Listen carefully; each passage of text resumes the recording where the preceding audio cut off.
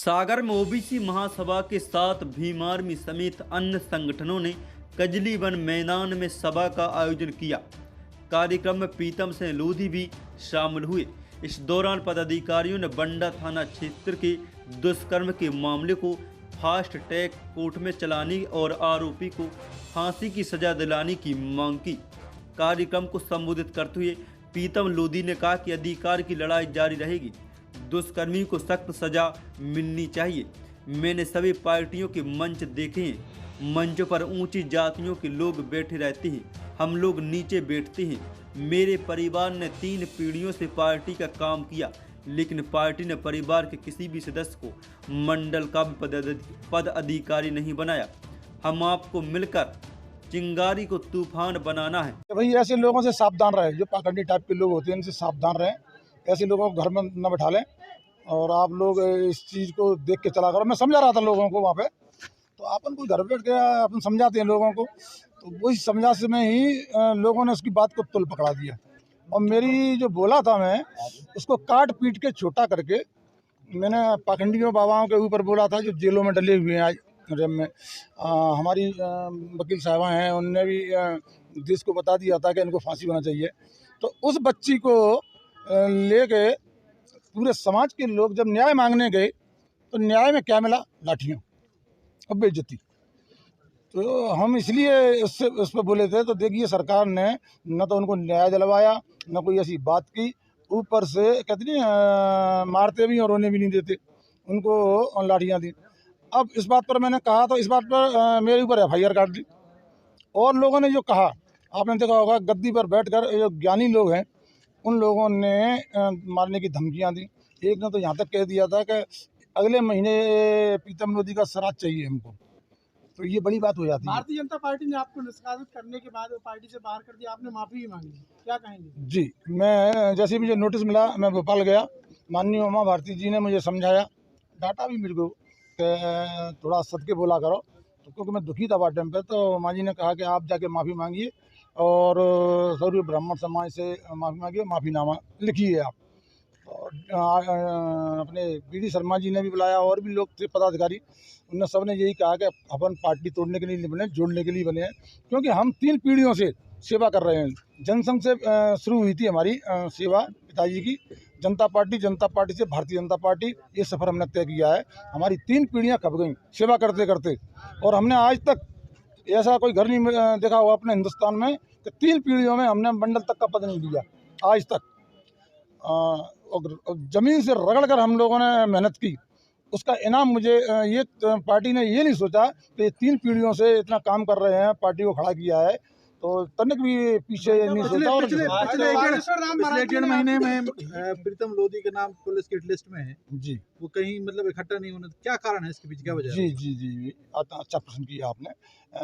कांग्रेस के समय पे मुझ पर केस लगाए गए थे, 20-25 केस तो कांग्रेस ने लगाए हैं, और कम से कम समाज के पीछे 10-20 केस लग गए, गरीबों के पीछे 20 केस लग गए मेरे पे।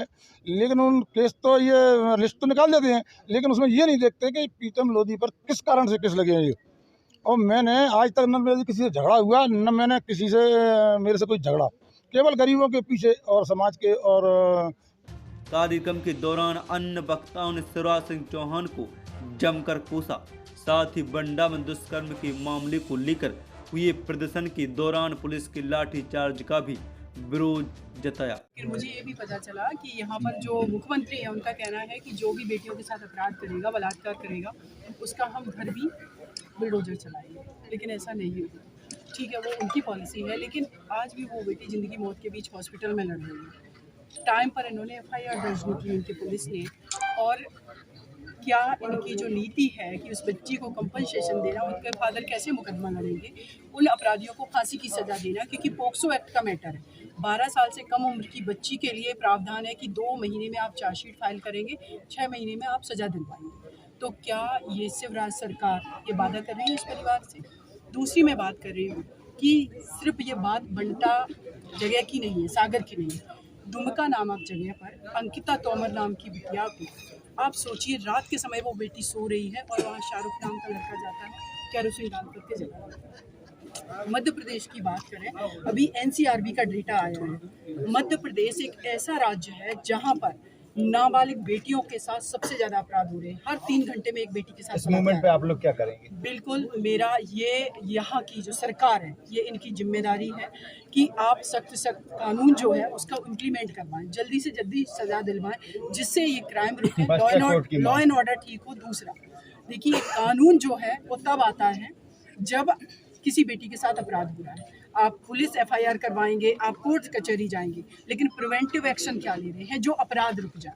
वो बेटी चाहे आपके घर की हो या मेरी घर की हो, दुमका की बिटिया हो, एक अंकिता तोमर, ये और फरीदाबाद में आप लोगों ने देखा होगा, दिन दहाड़े एक बेटी को गोली मार दी गई थी, आजीवन कारावास की उसको सजा हुई। निर्भया के साथ पूरे देश ने देखा।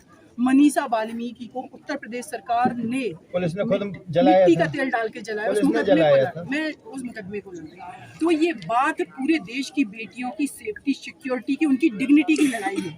इसीलिए मुझे लोग जहाँ बुलाते हैं मैं जाती हूँ। मैं सागर में आई हूँ, मैं राजस्थान भी जाने वाली रुकेंगी कैसे ये समस्याएं? देखिए, प्रशासन पे कैसे प्रभाव देखिए, प्रेशर देंगे आप प्रशासन लोग? पे 2 चीजें हैं। नरेंद्र मोदी जी ने ट्वीट किया था 2020 में 20 मार्च को, जब निर्भया केस डिसाइड हुआ, कि देश की नारी शक्ति को नमन। हम इन चीज़ों को नहीं झुठला सकते। जब हमारे देश के प्रधानमंत्री देश की नारी शक्ति को नमन कर रहे, तो वो नारी शक्ति नहीं थी क्या बिल्किस बानो? गुजरात राज्य से आने वाले हमारे देश के प्रधानमंत्री, एक बेटी जो कि इतने साल मुकदमा लड़ती है, उनके अपराधियों को, जो कि रेमिशन पॉलिसी है, चाहे हम सेंट्रल गवर्नमेंट की बात मिठाई खिलाई उनको करें, तो, स्टेट फूल माला गवर्नमेंट, पहनाई। एक भी रेमिशन पॉलिसी में वो लोग नहीं कवर हो रहे, फिर आपने क्यों छोड़ दिया? अगर देश की नारी शक्ति को नमन कर रहे हैं, देश की 49% आबादी को अगर आप ट्वीट करके सम्मान दे रहे हैं, तो ग्रास रूट लेवल पे। बारिश के बीच हुआ कार्यक्रम कजली वन मैदान में रखा गया। एक दिन पहले पूरी तैयारियां कर ली गई, लेकिन रविवार सुबह अचानक मौसम बदला और बारिश शुरू हो गई। झमाझम बारिश से मैदान में पानी जमा हो गया, जिससे कीचड़ हुआ। कीचड़ के बीच लोग खड़े रहे और सभा हुई। हालांकि इस दौरान 4 से 5 हजार लोग कार्यक्रम में शामिल हुए। आयोजन को लेकर पुलिस प्रशासन अलर्ट रहा। शहर में विशेष सुरक्षा इंतजाम किए गए। चौराहों पर पुलिस बल तैनात रहा।